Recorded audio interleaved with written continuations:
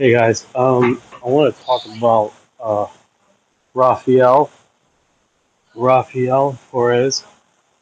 How his experience is pretty wild. He's an alien abduction person that got abducted by aliens. Now, seemingly, what has happened to him is that he was flying on the craft, and it was just doing little test runs, right? And then this, one sec here, my time's still good. Sorry about that. So, what happens is that he is taken and moves about a location 3 hours away, and he turns the period for an hour. Okay, so that being said, he turns the period for an hour, and he comes back to consciousness. His craft has moved a 3 hour trajectory in 1 hour. No fuel was used in this. His tanks were still full. Right? Doesn't explain for that. Doesn't explain for the account of missing time that have involved in that. Right? Also, um, when he was talking over the comm, when he was talking to the tower at the time in that location, um, he was talking perfect Russian. He doesn't know Russian.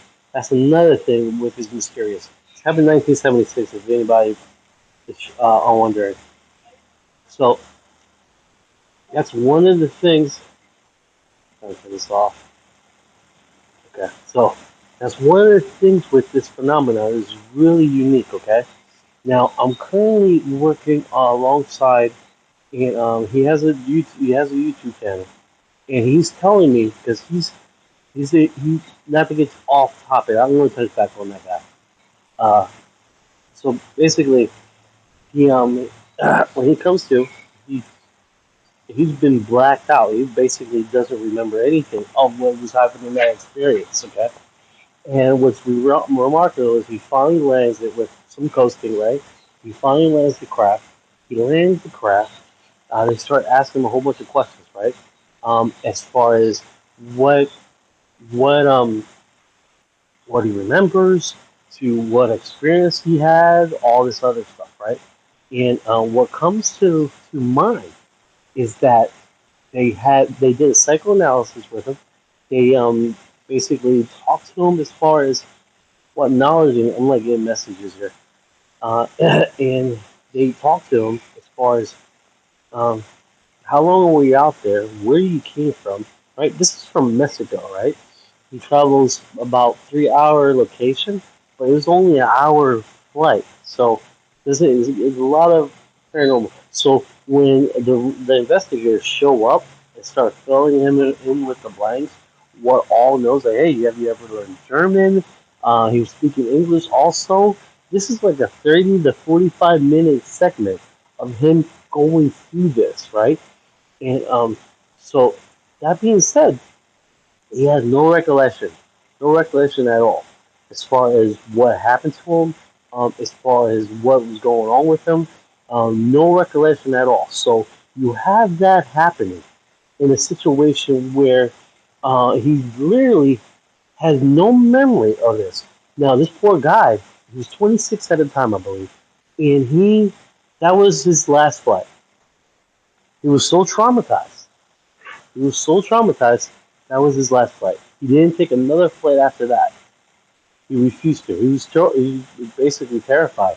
And I mean, if anybody in the right sound of mind would be traumatized as far as what happened to someone like that, right?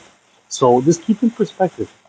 There's some things in this phenomenon, as far as UFOs and stuff like that are happening that cannot be explained in the normal mainframe or the normal situation as far as what is happening to people and verbally in communication, right?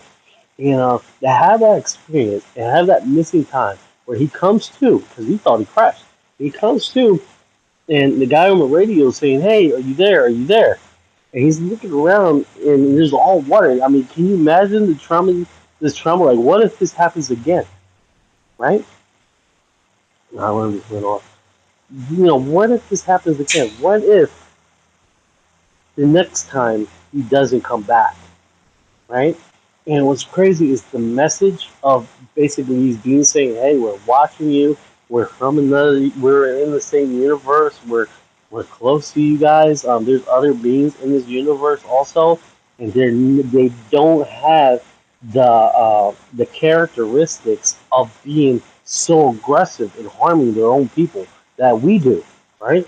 And that inherently brings comfort to us. That hey, we're a bunch of buttholes all on this planet, but the rest of the universe, they aren't like that. The rest of the universe is not like that. So that in itself is unique, right? Just to realize that we're not alone.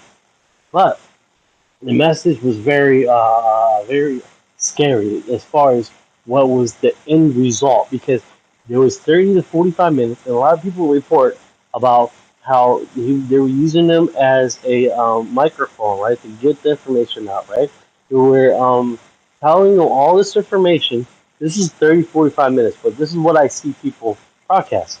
They don't talk about he was talking complete German and English, which he didn't know nothing of. They don't talk about how the message ends, where it says that we're going. This is what the messenger said, that we're coming towards a nuclear holocaust, and it states this is scary, right? It states if this happens, we might have to eliminate you guys. Just think about that. Think about that. Just the essence of us basically doing a holocaust on ourselves here on this planet is this horrific. But then to know that there's other beings out there, like bro, we're not having this in our universe. We're not having your existence is not only scary to us, but could basically as a threat to our livelihood on other planets. Can you imagine that?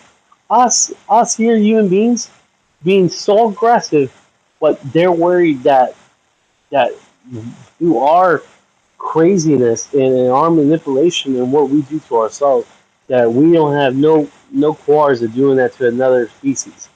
So that in itself is pretty unique in perspective, right? Just to think about that and analyze that, right? But I'll let you guys go, man. I'll keep you guys posted. We got quite a bit of other information happening right now, as far as what's going on with UFOs. I'm working alongside with Sharpie and just talking to him and see if we can't narrow down a meeting with Mr. Sharpie because he's not only filming these. He's tracking these. He's filming these all the time. There's these craft that would tag military craft, and just recently, this week, he filmed one of these orbs or these drones per se, following the presidential craft. So that is remarkable in itself, right? But there's some things that there's this acknowledgement that we're realizing right now that these things are here and they're trying to get involved. Now, this event with Rafael Perez, this happened in 1976. So we didn't have another situation like this happen. As far as I know, I'm still doing investigation as far as that. But as far as what people are understanding, that someone being possessed by a creature or phenomenon and receiving a message and giving it out to people is remarkable in itself, right? So just keep that in perspective. That we're in the midst of right now of not being just communicated with, but trying to get the word out as far as what their intention is, and what their hoping we get from that involvement in that conversation. You see what I'm saying? But you guys have a good day. I'll talk to you some other time, and hopefully we can try to make this a segment as far as me coming up and just talking to you guys one on one and letting the information out as much as I can. Take care.